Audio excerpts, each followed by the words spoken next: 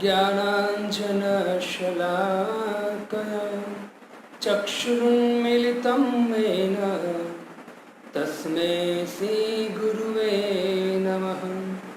श्रीचैतन्यमनोभीष्टं स्थापितं येन भूतले स्वयं रूप कदा मह्यं ददाति स्वपदान्तिकम्। वन्देऽहं श्रीगुरु श्रीयुतपदकमलं श्रीगुरून् वैष्णवांश श्रीरूपं साग्रजातं सहगण रघुनाथान्वितं तं सजीवं साद्वैतं सावधूतं परिजनसहितं श्रीकृष्णचैतन्यदेवं श्रीराधाकृष्णपादान् सहगण ललिता श्रीविशाखान्वितांश्च नमो ॐ विष्णुपादाय कृष्णपृष्ठाय भूतले श्रीमते भक्तिवेदान्त स्वामिन्निति नामिने। नमस्ते सरस्वती देवे गौरवाणी प्रचारिणे निर्विशेष शून्यवादी पाश्चात्यदेशतारिणे वाञ्छात्कल्पतरुभ्यश्च कृपा सिन्धुभ्य एव च पतितानां पावनेभ्यो विष्णवेभ्यो नमो नमः। जय श्री कृष्ण चैतन्य प्रभु नित्यानंद श्री अद्वैत गदाधर शिवासादि गौर भक्तवृंद। हरे कृष्णा कृष्णा कृष्णा हरे हरे हरे राम राम राम हरे हरे। हरे कृष्ण। तो सभी भक्तों का हार्दिक स्वागत है श्रीमद् भगवद गीता के इस छठे सत्र में। इसी भक्ति वेदांत स्वामी श्रील प्रभुपाद जी की कृपा से आज भगवान के विषय में कुछ बोलने का अवसर मिला है और इसी भक्ति वेदांत स्वामी श्रील प्रभुपाद जी की कृपा से ही कुछ वाणी पवित्र करने का अवसर मिला है। गोस्वामी कहते हैं, सौ मौसम कहीं जात न कैसे, शाक मणिक गुण गण जैसे। हमारी अवस्था ऐसी है जैसे कोई शाक भाजी बेचने वाला, उनको कहो कि मणि का मोल तुझे करना है, कैसे कर पाएगा। तो वैसी हमारी स्थिति है। इस भौतिक जगत में बद्ध जीव है, लेकिन फिर भी ऐसी भक्ति वेदांत स्वामी श्री प्रभुपाद जी की कृपा से भगवान के गुणगान गाने का अवसर मिला है। ये तो ऐसा ही कहा जाता है कि एक चूहा मेरू उठाने चला है, ऐसी स्थिति हमारी। फिर भी ऐसी भक्ति वेदांत स्वामी श्री प्रभुपाद जी की कृपा है कि हमें अपनी वाणी को पवित्र करने के लिए भगवान की गाथा गाने का अवसर मिला है। तो आइए श्रीमद् भगवद गीता के वही क्रम अनुसार 8वां अध्याय का 6ठा श्लोकम वापस पुनः उसको पठन करें, गाए, उसके बाद उसकी थोड़ी बहुत व्याख्या करें। 8.6 यम यम वापि स्वरन् भावं त्वजन्तन्ते कलेवरम् तं तं मे वेति कौन्तेय सदा तद्भाव भावित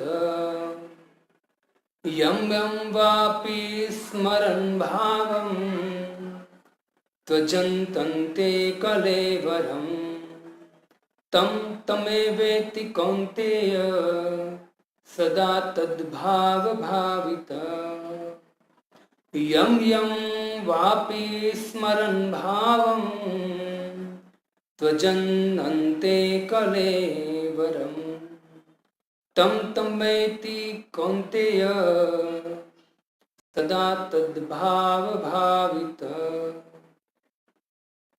भगवान कहते अर्जुन को, हे कुंती पुत्र, शरीर त्यागते समय मनुष्य जिस जिस भाव का स्मरण करता है उस भाव को निश्चित रूप से प्राप्त होता है।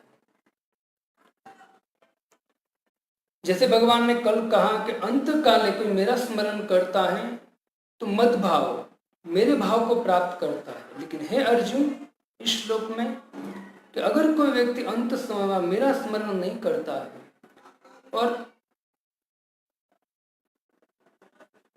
यम यम मतलब जिस जिस वापी किसी भी स्मरण भाव, किसी भी चीज का स्मरण करता है, तजन तंते कलवरम, वो स्मरण करता करता वो अपना शरीर छोड़ता है, तो भगवान कहते तम तम व्यक्ति कौन्तेय तद भाव भावित यम यम वापी स्मरण भाव सदा तद भाव भावित। अगर कोई व्यक्ति जिस भाव का स्मरण करता है उसी भाव को वो प्राप्त होता है। देखो भक्तों, अर्जुन का वास्तव में प्रश्न मन से हुआ कि प्रभु आपका अगर कोई स्मरण करता है तो चलो कोई बात नहीं, आपके धाम में आएगा, आपको प्राप्त करेगा, आपके भाव को प्राप्त करेगा। लेकिन मान लीजिए कि आपका स्मरण न करे और संसार में अनेक ऐसी चीज हैं जिसमें आसक्त होकर उनका स्मरण करे तो क्या? तो भगवान इस श्लोक में कहते जिस भाव का स्मरण करेगा तो उस भाव को प्राप्त होगा। देखो भक्तों, एक शब्द है जिसका नाम है भाव। आपने भाव शब्द तो बहुत सुना होगा, लेकिन आज हम पूरे श्लोक में एक ही लेंगे, क्या? भाव। जिस भाव से शरीर छोड़ता है, जिस भाव स्मरण भाव, जिसका स्मरण करेगा, लेकिन स्मरण खाली नहीं, भाव से स्मरण, किस भाव से, इसके विषय में हम थोड़ा सा चर्चा करेंगे। तो ये 4-5 उदाहरण के द्वारा शॉर्ट में समझने का प्रयत्न करेंगे कि खाली स्मरण नहीं, अगर भाव ऐसा होगा तो उनको ऐसा शरीर प्राप्त होगा। तो कैसा भाव वो हम समझने का प्रयत्न करते। वैसे देखा जाए तो हम कभी कभी कहते कि प्रभु जी वो ऐसा कर रहा है, लेकिन उनका स्वभाव है। जब भौतिक जीवन जी रहा था तो उसका जो स्वभाव था, उसकी जो आदत थी, कभी कभी किसी की आदत होती है गुस्से हो जाता है, तो भक्ति में आने के बाद भी वो जो भाव है ना वो प्रकट करेगा, निश्चित प्रकट करेगा। हम कभी कभी कहते प्रभु जी वो व्यक्ति ऐसा कर रहा है, मतलब भगत ऐसा कर रहा है, तो हमारे वरिष्ठ भक्त कहते कि भाई उसका वो स्वभाव है। तो जो भौतिक जगत में स्वभाव है वही लेकर वो आध्यात्मिक जगत में भी वो रहता है। तो दो भाव हो जाता है, एक तो भौतिक भाव लेकर आए वो भी अभी अटका है, और एक भाव मतलब आध्यात्मिक भाव भी आ जाता है कि मैं भगवान का दास। दो भाव है। लेकिन धीरे धीरे हमको ऐसा भजन करने का प्रयत्न करना चाहिए, भजन करना चाहिए जिससे भगवान का भाव ऊपर उठे और वो भाव डाउन हो। और धीरे धीरे धीरे धीरे स्वभाव जाना बहुत मुश्किल है, कि फिर भी अगर आप हम दृढ़ता से भजन करें तो हो सकता है कि वो स्वभाव चला जाए। तो ऐसी भक्ति वेदांत स्वामी श्री रूपपाद जी ने पूरे जगत पर कृपा की है और भगवान का भाव देने का प्रयत्न किया है। रूपपाद जी की ऐसी ऐसी कृपा है। एक दिन की बात है भक्तों, नैरोबी सिटी केन्या में आपको पता है अफ्रीका में कि बहुत भूखमरी है, 90% लोग गरीब है वहाँ, ज्यादातर। तो नैरोबी में एक दिन ऐसा हुआ कि वहाँ क्या होता है, आप 5 या 6 बजे के बाद वहाँ से निकलोगे, घर से निकलोगे, तो 2-3 हज़ार रुपये साथ में रखना है और कुछ घड़ी बड़ी साथ में रखो आप, क्योंकि जैसे आप बाहर निकलोगे, थोड़े थोड़े दूर जाओगे, तो कोई भी व्यक्ति आएगा और आपकी कन पट्टी पे बंदूक रखेगा और आपको बोलेगा जो भी माल है निकाल, अगर नहीं दोगे आप तो शायद हो सकता है आपको मार दे। तो ऐसी स्थिति वहाँ की है। तो वहाँ हमारे मंदिर में भी बहुत बार हो चुका है। उसमें एक घटना मैं बताऊंगा, बहुत सारी घटना हुई है भक्तों के साथ भी और मंदिर में भी। तो एक दिन की बात है कि एक गैंग 7 लोग थे और 7 लोग बंदूक लेकर इस्कॉन मंदिर में घुस गए और वहाँ इस्कॉन मंदिर में आकर तुरंत सभी भक्तों को बोला हाथ ऊपर कीजिए, और जो हुंडी में पैसे थे वो निकाल लिए और दूसरे भी यहाँ वहाँ जो भी थे। फिर अल्टर बंद था, तो तुरंत उनके एक साथी ने बोला कि अल्टर ये बंद है, डोर बंद है, क्यों बंद है, क्या है अंदर, एक ही अल्टर है वहाँ। तो तुरंत इस बॉस ने, बीच में बैठा था बॉस, तो उसने बोला कि खोलो डोर, दरवाजा खोलो। तो जैसे ही उसने दरवाजा खोलने को बोला, हमारे भक्तों ने जैसे ही दरवाजा खोले, वहाँ राधा कृष्ण की मूर्ति देखी उन दोनों, वो जो गुंडे थे उन लोगों की। तो उसमें से बॉस बोला कि कौन है, तो भक्त बोला कि हमारे भगवान है। अच्छा, तो बोला आपके भगवान काले हैं, तो कहा हाँ हमारे भगवान काले हैं। भगवान श्याम सुंदर श्याम कलर के थे और राधा गोरी थी। तो बोले कि ये बाजू में कौन है, तो भक्त ने बोला कि वो उनकी प्रियतम, मतलब उनकी इस तरह से बात किया। तो बोले कि अच्छा आपका भगवान काला है, तो हाँ। बोले तो आपका भगवान भी काला, आपका भगवान ने हमारे कलर जैसा कलर है आपके भगवान का, बहुत अच्छा है। और आपका भगवान एक गोरी मैम को लेकर आया है, मतलब गोरी मैम है उसके पास। तो प्रसन्न हो गया वो और बोला कि देखो उनका भगवान है ना, वो हमारे कलर जैसा है। तो इतना प्रसन्न हुआ तो उसने जो भी लूटा था वो वहीं छोड़कर चले गए। एक बार नैरोबी में गुंडे घुस गए मंदिर में, तो सब भक्त नीचे सो गए। प्रभुपाद जी के अल्टर में उसने बंदूक तानी, उनको लगा वो कोई बुढ़ा बैठा है वहां। तो प्रभुपाद जी थे बार बार कह रहे हैं सब हाथ ऊपर करो, हाथ ऊपर करो। तो प्रभुपाद जी तो उनको पता ही था विग्रह है वो, है ना। लेकिन वहाँ भक्त अभी भी कह रहे, उसके प्रेसिडेंट है वहाँ कह रहे तो प्रभुपाद जी का ऐसा प्रभाव पड़ा कि वो लोग वहाँ बंदूक लेकर आए थे, हुंडी में भी बहुत सारे पैसे थे, लेकिन कुछ लेकर नहीं गए। और प्रभुपाद जी के सामने ऐसे बंदूक तानी और प्रभुपाद जी को देखते देखते तो वहां से भागे। तो ऐसे प्रभुपाद जी की कृपा से ऐसे बहुत लोग हैं जिसका जीवन परिवर्तन हुआ। वही लोग, वही जो बंदूक ताने आए, तो वही लोग बहुत सारे भक्त के घर में भी गए हैं उनको लूटने के लिए। लेकिन उनको जैसे पता चला है कि ये हरे कृष्ण वाले हैं, तो तुरंत उनको छोड़ दे, उसका माल सब कुछ वापस दे दिए। क्यों? वो कहते हैं कि हरे कृष्ण वाले जो है वो हमारे बच्चे हैं, जो छोटे छोटे बच्चे होते हैं, हमको भी वो लोग खाना खिलाते हैं, मतलब खिचड़ी या सब कुछ खाना खिलाते हैं। तो मतलब हमको ये हमारा भरण पोषण भी कभी कभी इस्कॉन वाले करते, तो ऐसा समझ को लोग छोड़ देते थे। तो प्रभुपाद जी की कृपा से हमको भगवान का भाव मिला। आप सोचिए केन्या में ऐसी स्थिति, यहाँ भी ऐसी स्थिति, हमारी भी ऐसी स्थिति होती अगर प्रभुपाद जी नहीं होते। इसे तो जय बता का स्वामी महाराज कहते कि यदि प्रभुपाद ना होते तो प्रभुपाद जी नहीं होते तो क्या होता।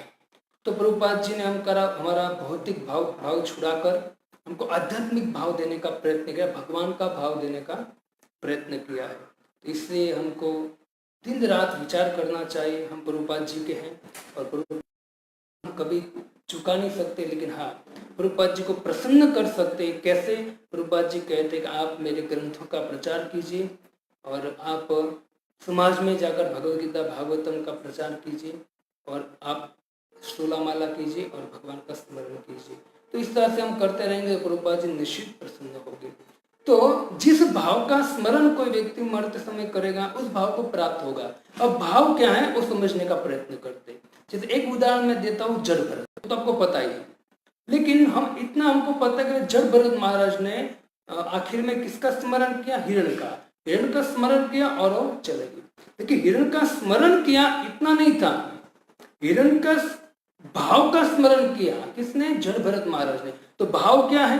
देखो, जैसे हिरण वहां से चला गया, उससे दूर चला गया, भरत महाराज उस हिरण को याद करते, हिरण के भाव को याद करते। क्या भाव थे? तो सुखदेव गोस्वामी पाद कहते हैं कि हिरण का भाव को याद करते हुए कहते हैं कि अरे रे, वो छोटा सा है, उसने खाया होगा, वो ऐसे कभी कभी यहाँ ऐसे दौड़ता है, ऐसे चलता है, कहीं दूर चला गया होगा तो शेर उसको खा जाएगा। उस सामान्य हिरण है, वो ऐसे सोता है, ऐसे जोर से चिल्लाता है, ये करता है, वो करता है। तो जो हिरण था उसके भाव को याद करने लगे कि वो मेरे पास आता था और जैसे मेरे पास आकर मुझे टच करता था और मुझे बारंबार इशारा करता था कि मेरा आप ख्याल रखिए।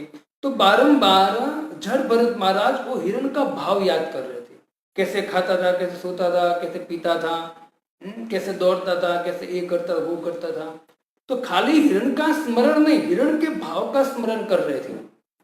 इससे यहाँ भगवान इतना खाली नहीं करते कि यम यम वापि स्मरण तजन तंते कलवरम, नहीं, यम यम वापि स्मरण भाव। वो स्मरण करते, किसका स्मरण करते? भाव का स्मरण करते। तो भाव क्या है? ये भाव है।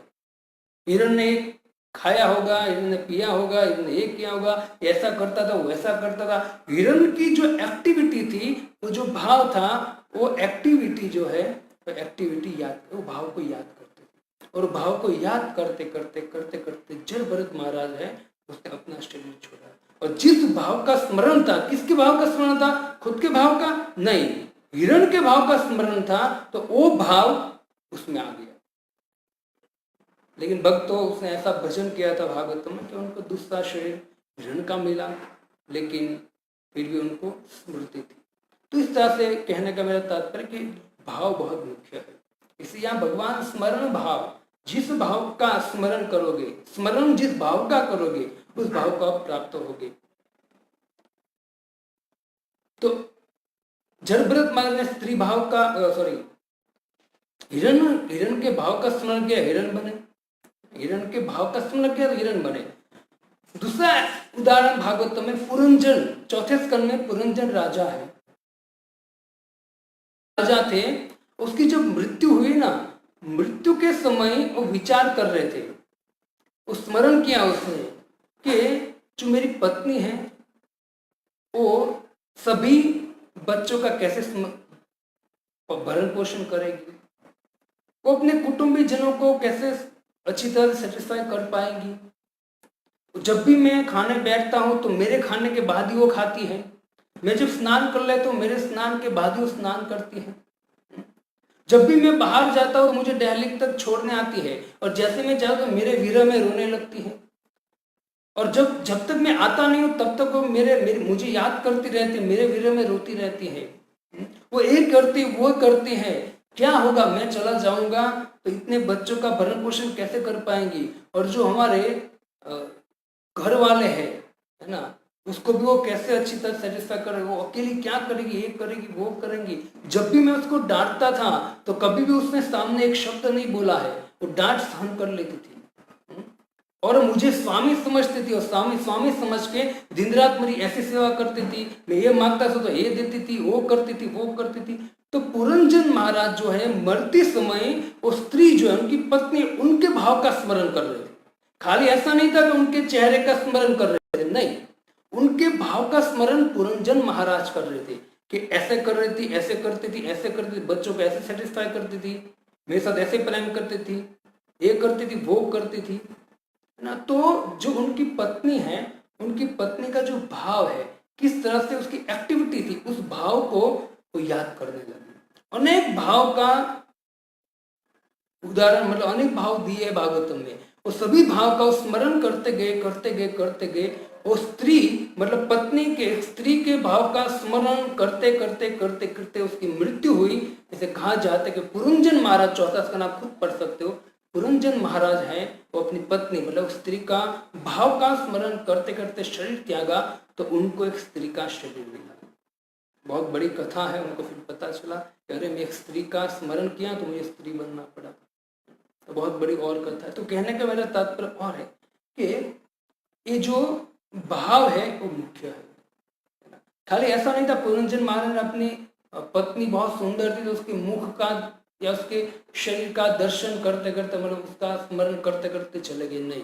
उसकी पत्नी की जो एक्टिविटी, जो भाव थे ना, वो भाव का स्मरण करते करते चले गए। तो आपका एक प्रश्न होगा, प्रभु जी खाली इनके मतलब स्त्री का दर्शन, मतलब जो स्त्री है उनको याद करते करते मरेंगे तो क्या वो स्त्री नहीं बनेगा? बनेगा स्त्री। हाँ, लेकिन भगवान ने यहाँ क्या कहा है वो मैं आपको समझाने की कोशिश कर रहा हूँ कि भाव मुख्य है। वो स्मरण स्त्री का करेगा, लेकिन ऐसा भी हो सकता है कि भाव कुछ उसका, मान लीजिए कि आप पूरा जीवन भगवान का भजन कर रहे हो, भजन करते करते आप लेटे हो, एंड समय है, अचानक सामने से गधा निकला, तो आपकी दृष्टि तो वहां जाने वाली है ना, तो आपकी दृष्टि में गधा आ गया और वो अभी जा रहा है, उससे समय आपका मृत्यु हो गया, तो ऐसा नहीं आप गधा बनोगे, नहीं, वो आपका भाव नहीं था। आपका भाव क्या था? आप भक्ति कर रहे थे, वो आपका भाव था, ठीक है। तो हो सकता है कि आपको गधा नहीं बनना पड़े, आपको वो भाव से भगवान आपको कुछ और गति दे। इससे भगवान यहाँ स्ट्रिक्टली कह रहे हैं कि स्मरण भाव, जिस भाव का या जिस स्मरण का भाव करोगे उस भाव को आप प्राप्त होगे। अर्थ है, अब तो ऐसा बुद्धि चले आप समझ जाओगे, ज्यादा मुझे व्याख्या करने की जरूरत नहीं है। तो इसलिए आप भगवान स्मरण और भाव दोनों एक साथ ज्वाइंट शब्द कह रहे हैं, तो स्मरण करेगा वो भाव का। युधिष्ठिर महाराज जब धृतराष्ट्र महाराज को विदुर जी लेने आए, विदुर जी लेके चले गए धृतराष्ट्र महाराज को। सुबह युधिष्ठिर को पता चला, तो युधिष्ठिर महाराज दिन रात मतलब रोते रहते कि मेरे जो चाचा है, ताऊ है मेरे, वो चले गए, मेरी गलती ऐसा वैसा, मतलब स्मरण करने लगे किसका? धृतराष्ट्र और उनकी पत्नी का। उसी समय नारद जी आए और नारद जी ने कहा कि हे युधिष्ठिर महाराज को बोला कि युधिष्ठिर आप किसका स्मरण कर रहे हो? उनकी जो गति होने वाली थी होगी, उनके साथ विदुर जी हैं और विदुर जी उसका ध्यान रखेंगे। आप अब उसका स्मरण छोड़ दीजिए, क्योंकि आप जो आपके महाराज धृतराष्ट्र महाराज हैं वो भी काल के मुख में हो, आप भी बचे नहीं हो, आप भी काल के मुख में हो। इससे आप उसका स्मरण करना छोड़ो और आप विचार करो कि आप भी अंत में अब आपका भी शरीर छूटने वाला है, तो आपको क्या करना चाहिए, किसका स्मरण करना चाहिए? तो नारद जी उसको समझा रहे हैं ना, काल कर्म गुणाधीनो देहो पंच भौतिक कथमस्त्यास्तु गोपात्रेत सर्य ग्रस्तो यथा परम। ये जो काल है ना, काल किसी को छोड़ता नहीं। इससे आप सबकी गति अपने कर्म के अनुसार होती है। उनके साथ भक्त विदुर है, आप चिंता मत कीजिए, आप अपनी सोचिए और आपका भी अंत आएगा, तो आपको अंत में क्या करना है आपको सोचना है। इससे बहुत सावधान रहिए। नारद जी भी कह रहे हैं आपका भाव बदलिए, आपका भी समय आएगा एक दिन। बहुत सुंदर नारद जी भी वहां उनको समझा रहे हैं। तो इस तरह से भाव की बात की। एक तीसरा भाव मैं आपको तीसरा पॉइंट कहता हूं कि जब आप श्रीमद् भागवतम के चौथा स्कंद पढ़ोगे, उसमें शुरुआत में दक्ष प्रजापति और शिव जी की कथा आती है, ससुर दामाद। उसमें जब आपने कथा से परिचित हो, जब सती देखती है कि मेरे पति का यहाँ यज्ञ में कोई स्थान नहीं है, तो सती बहुत अपमान मानती है कि मेरे पति का अपमान हो रहा है, अब मैं वापस तो जा नहीं सकती, क्योंकि मेरे पति का मैं मतलब पति की बात न मान के यहाँ आई हूँ, वापस जा नहीं सकती हो और यहाँ रह नहीं सकती हो, क्योंकि यहाँ मेरे पति का तिरस्कार हो रहा है। कोई जो सती नारी होती है अपने पति का तिरस्कार नहीं देख सकती है, तो तुरंत सोची कि नहीं, अब मैं इस शरीर नहीं रखूंगी। तो वहाँ गोस्वामी कहते हैं कि जैसे सती ने अपने पिता मतलब यज्ञ कुंड में जैसे ही अपना शरीर को अंदर प्रवेश कराया, उससे पहले सती के विचार क्या थे? तो कहते सती के भाव क्या थे? गोस्वामी कहते सती का भाव था और भगवान को प्रार्थना करती सती के, हे प्रभु मेरा कहीं भी जन्म होना, मेरी इच्छा है कि मैं शिव की पत्नी बनूं। सती मरण हरि सन वर मांगा, सती मरण हरि सन वर मांगा, जन्म जन्म शिव पद अनुरागा। उसे वर मांगा कि मैं जन्म जन्म तक शिव की पत्नी बन के रहूं। तो जो सती थी उसका भाव क्या था? स्मरण, शिव जी का स्मरण स्त्री भाव से कर रही थी वो। समझ में आ रहा है आपको? शिव का स्मरण तो कर रही थी सती, लेकिन भाव क्या था? स्त्री भाव में, कि मैं जन्म जन्म तक शिव जी है उसकी पत्नी बनकर रहूं। स्मरण शिव जी का, लेकिन भाव किसका था? भाव स्त्री का था।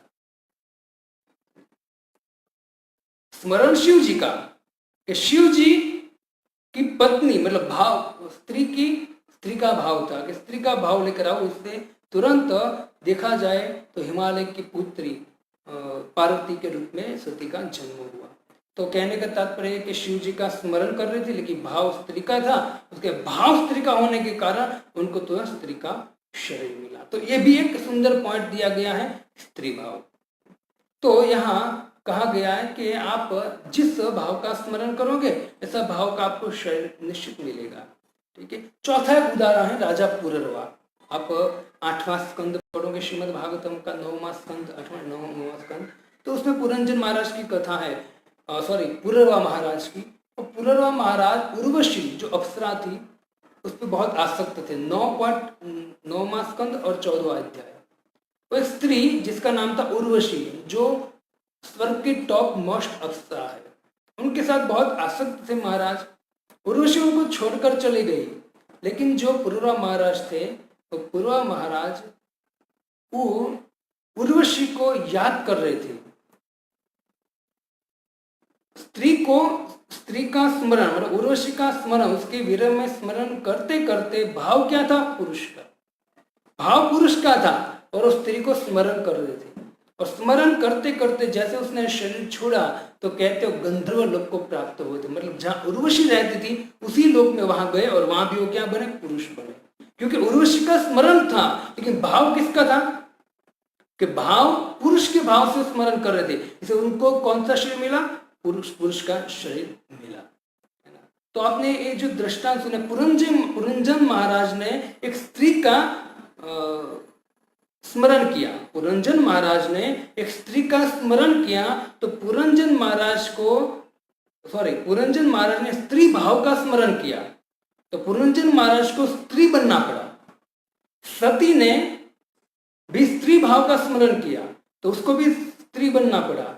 पुररवा महाराज ने उर्वशी को याद करके पुरुष भाव का स्मरण किया, तो पुररवा महाराज जो है वो गंधर्व लोक में पुरुष बने। ये भाव है भक्तों। स्त्री को ही स्मरण कर रहे थे, कौन? पुररवा महाराज। और पुरंजन भी किसको स्मरण कर रहे? स्त्री को स्मरण कर रहे थे, लेकिन दोनों भाव में अंतर है। जो पुररवा महाराज है, पुरंजन महाराज है, और पुरंजन महाराज अपनी पत्नी स्त्री को याद करते करते उसके भाव को भी याद कर रहे थे, इसे उनको स्त्री का शरीर प्राप्त हुआ, क्योंकि वो स्त्री का भाव का स्मरण कर, तो स्त्री का शरीर मिला उनका, वो पुरुष नहीं बने। पुररवा महाराज है, वो भी एक स्त्री का ही स्मरण कर रहे थे, लेकिन भाव क्या था? मैं उसका पति, मैं उसका प्रेमी। इस भाव से था स्त्री का स्मरण, लेकिन भाव क्या था? मैं पुरुष के रूप में। तो वहां श्रीमद् भागवतम में तुरंत शुभदेव गोस्वामी कहते हैं कि पुररवा महाराज को पुरुष का शरीर प्राप्त हुआ। अब आप मेरी बात मैं एकदम सरल भाषा में कह रहा हूँ, आपको समझ में आता ही होगा, है ना। तो बहुत सुंदर भाव है ये। यम वापिस स्मरण भाव आपने बहुत बार श्लोक सुना होगा, आपने किसी को प्रीचिंग भी किया होगा बहुत अच्छी तरह से, लेकिन ये जो श्लोक है ना, उसका भाव बहुत इस तरह से भगवान ने दिया है। और 5वां है जैसे राजा अग्निग्रह। अब श्रीमद् भागवत के 5वां स्कंद पढ़ोगे, जो 5वां स्कंद में उत्तानपाद और प्रियव्रत, उत्तानपाद के पुत्र ध्रुव हुए और प्रियव्रत के पुत्र हुए अग्निग्रह।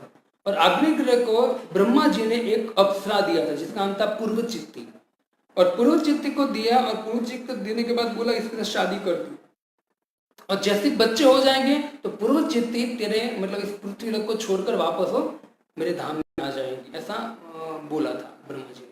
तो जैसे ही पूर्वचित्ती मतलब बच्चे हुए तो पूर्वचित्ती अग्निग्रह महाराज को छोड़कर चली गई।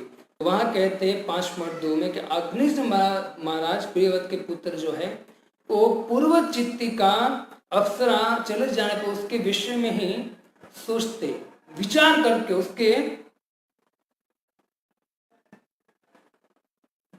भाव का स्मरण करते, उसका भाव का उनका स्मरण करते थे और उसके विरह में रोते थे, लेकिन किस भाव से? पुरुष भाव से। तो वो भी जो पूर्वचित्ती जिस लोक में रहती थी, अंत में शरीर छोड़ने के बाद उसी लोक में गए और वहां जाकर उसको पुरुष का शरीर मिला। स्त्री का स्मरण, लेकिन भाव कौन सा था? मैं पुरुष, और मैं उसको पुरुष के रूप में भोगना चाहता हूँ, भाव पुरुष का था। ठीक है। तो इस भाव से तो हमको हमको खाली ऐसा ही लगता है कि भाई आप स्त्री को हम याद करते करते मर जाते तो हम स्त्री बनते हैं, लेकिन भगवान यहाँ ऐसा कह रहे हैं कि खाली स्त्री का खाली पोस्टर देखते देखते नहीं, उसका भाव का स्मरण होगा, इस तरह से आपकी गति होगी। वरना तो देखो पुरंजन है, ठीक है, पुरंजन को जान दो, पुररवा है, पुररवा भी किसका स्मरण करते? स्त्री का, और फिर उसमें भाव था कि मैं उसका पति हूं, मैं उसको भोगना चाहता हूं। तो भगवान ने क्या पकड़ते? भगवान भाव पकड़ते। भाव क्या था उसका? तो उसको पुरुष बनाते, ठीक है।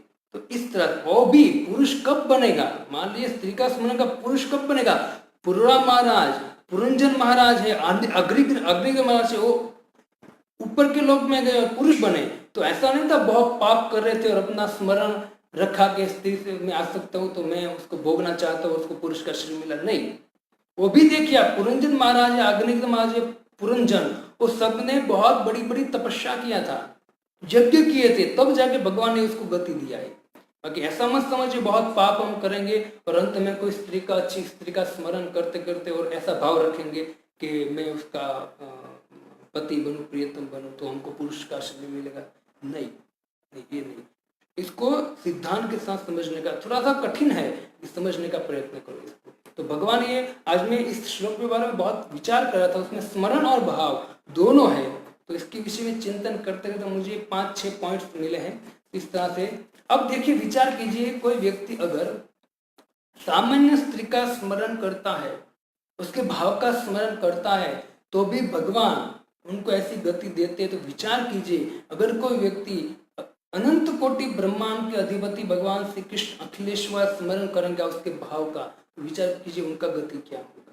तो भगवान ये कहना चाहते हैं, यम यम वापी छोड़ो, है ना, आप क्या करो, अंत काले करो, मेरा स्मरण करो अंत काले। यम यम वापी मतलब जैसे जैसे स्मरण नहीं करना है, मेरा ही स्मरण करने का प्रयत्न करो। अच्छा, भगवान का स्मरण भी अगर आप जिस भाव से करते हो वो भाव को प्राप्त होगी।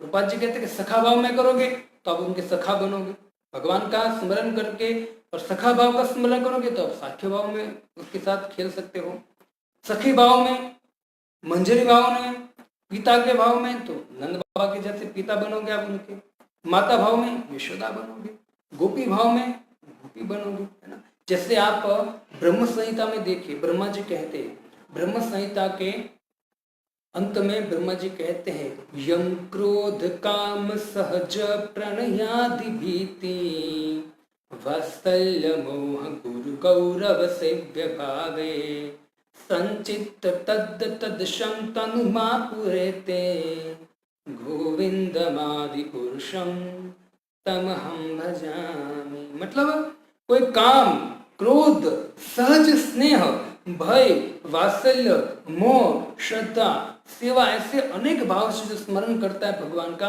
तो ऐसे ऐसे भाव से भगवान उनको सेवा में लगाते हैं। लेकिन भगवान का स्मरण करके जिस भाव का स्मरण करोगे उस भाव से भगवान आपको लगाएंगे, ये भगवान का भाव है। इससे भगवान यहाँ कहते हैं, हे कौन्तेय, अर्जुन को यहाँ कहते हैं कि तम वति कौन्तेय, हे कौन्तेय। कौन्तेय मतलब क्या है? कुंती का पुत्र, जिसको बोलते कौन्तेय। भगवान यहाँ बहुत सुंदर, एक हमारे आचार्य कहते हैं कि भगवान यहाँ एक संदेश देना चाहते हैं कुंती पुत्र अर्जुन को। क्या संदेश देना चाहते हैं? तो कहते हैं कि हे अर्जुन, तेरी जो माँ है ना कुंती महारानी, तो कुंती महारानी सदा मेरा स्मरण करती थी। अंत समय मतलब जब मैं यहाँ से चला गया, भगवान चले गए, तब भी कुंती महारानी सहन नहीं कर पाई थी। उससे पहले जब कुंती महारानी देखा कि कृष्ण यहाँ से जा रहे, कृष्ण यहाँ से द्वारका जा रहे, हमको छोड़कर जा रहे, तब भी भगवान के भाव में इतनी विरह में हो गई थी कि तुरंत भगवान की बहुत स्तुति, सुंदर सुंदर स्तुति करना प्रारंभ किया। तो सुंदर भाव था कुंती महारानी का। तो भगवान यहाँ अर्जुन को कौन्तेय कह के संबोधन करते, उसका भाव यही है भगवान का, हे कुंती पुत्र, हे अर्जुन, जिस भाव से तेरी माँ ने मेरा भजन किया है, जिस भाव से तेरी माँ ने मेरा स्मरण चिंतन किया है, उसी भाव में तू भी मेरा भजन कर। भगवान अर्जुन को कहना चाहते हैं, इसलिए यहाँ भगवान अर्जुन को कहते हैं कौन्तेय, कुंती के पुत्र, तो तू भी तेरी माँ की तरह स्मरण कर। आखिरी शब्द है सदा तद भाव भावित। मरते समय कोई व्यक्ति जैसा ही भाव रखेगा वैसा ही उसको भाव। जैसे कोई व्यक्ति कहता है कि पूरा जीवन धन और परिवार के भाव में भावित रहता है, कोई व्यक्ति धन और परिवार के भाव में भावित रहता है, तो ऐसा मत समझिए कि हम अंत समय में कृष्ण के भाव में भावित होंगे। नहीं, आप जिस तरह से, मैंने कल भी बोला कि पूरा जीवन जिस भाव में रहोगे उसी भाव का आपको स्मरण होगा। तो यहाँ बहुत सुंदर कहते हैं, मतलब इसी जीवन में उनका अगला जीवन बनता है। जो इसी जीवन में आप जैसा स्मरण करते हो ना, तो स्मरण के द्वारा आपका अगला जीवन वहां तुरंत बनता है। आपको अगला जीवन कैसा होगा, इससे हमको अंत समय का अच्छी तरह से ध्यान रखना चाहिए। हमारे एक संत कहते हैं कि दो चीज को कभी भूलना नहीं चाहिए। क्या नहीं भूलना चाहिए? तो कहते एक हमारे अंत को नहीं भूलना चाहिए और एक दूसरे संत को नहीं भूलना चाहिए।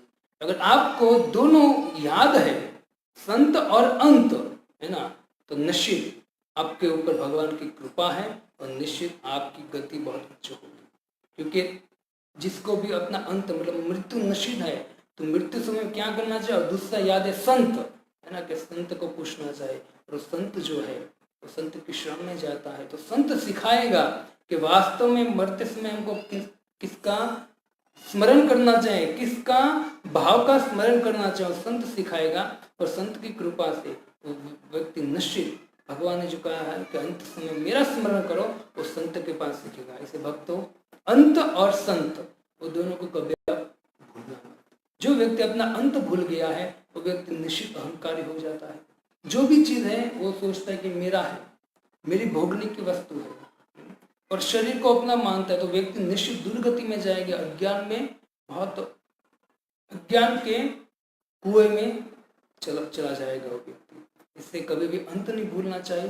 दूसरा है संत, क्योंकि भगवान को हमको मिला है कौन? वो है संत।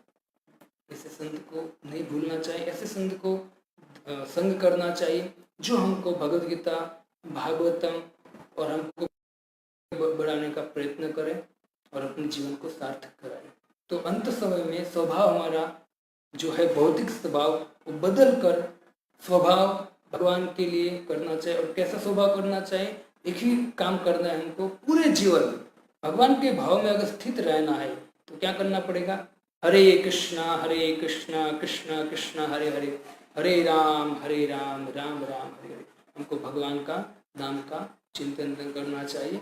और यहाँ अंत में कहते हैं कि ये स्मरण करे जीव अंत काले। अगर कोई व्यक्ति अंत काल में जिस भाव का स्मरण करेगा, ये भाव से तजे निज जड़ कलेवरे, उसी चीज को प्राप्त करेगा।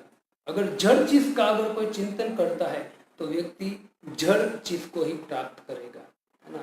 इसलिए हमको किसका स्मरण करना चाहिए और किस भाव से स्मरण करना चाहिए, और भगवान यह सिखा रहे हैं। बहुत सावधानी से जीवन जीना चाहिए। भक्तों, समय कम है और प्रभुपाद जी की कृपा से हमको भगवद गीता और भागवतम और इस्कॉन संस्था मिली है, तो उसके माध्यम से हम बहुत कुछ प्राप्त कर सकते हैं। हमारे माँ बाप का, हमारे पितरों का हम उद्धार कर सकते हैं। तो भक्त, आपको यही जो आप सुन रहे हो भगवद गीता, उससे एक ही निवेदन कर रहा हूँ मैं कि भगवद गीता के इतना सुंदर ज्ञान है। कभी कभी उनको समझ में आता भी है, नहीं भी आता, हमारे ऊपर से जाता है। लेकिन याद रखना, भगवद गीता में भगवान कहते कि अर्जुन, तुझे कुछ समझ में आया न आया कोई बात नहीं, उसमें कोई प्रॉब्लम नहीं है। लेकिन अगर तुझे कुछ समझ में आया न आया, लेकिन मैं तुझे जो कह रहा हूँ याद कर, क्या? तो कहते हैं कि हे अर्जुन, सर्वधर्मान परित्यज्य मां एकम शरणं व्रज। सब कुछ छोड़ के तू मेरे शरण में आ जा। भले तुझे ज्ञान याद रहा हो या न रहा हो। तो अच्छा प्रभु, आपके शरण में कैसे आए? तो भगवान भगवद गीता में कहते हैं कि अर्जुन सततम कीर्तयन्तु मां। कलयुग में अगर आपको भगवान की प्राप्ति करनी है तो बड़े बड़े यज्ञ, होम हवन कुछ करने की जरूरत नहीं है। आपको अगर भगवान को प्राप्त करना है तो भगवान कहते हैं कि आप सततम, अब जहां भी हो, जैसे हो, जिस भी स्थान पे हो, आप मेरे नाम का उच्चारण कीजिए। हरे कृष्णा कृष्णा कृष्णा हरे हरे, हरे राम राम राम हरे हरे। और मेरा नाम का उच्चारण करते करते अपने जीवन को धन्य बनाइए। हरे कृष्णा। श्रील प्रभुपाद की जय। एकत्रित सभी भक्त वृंद की जय।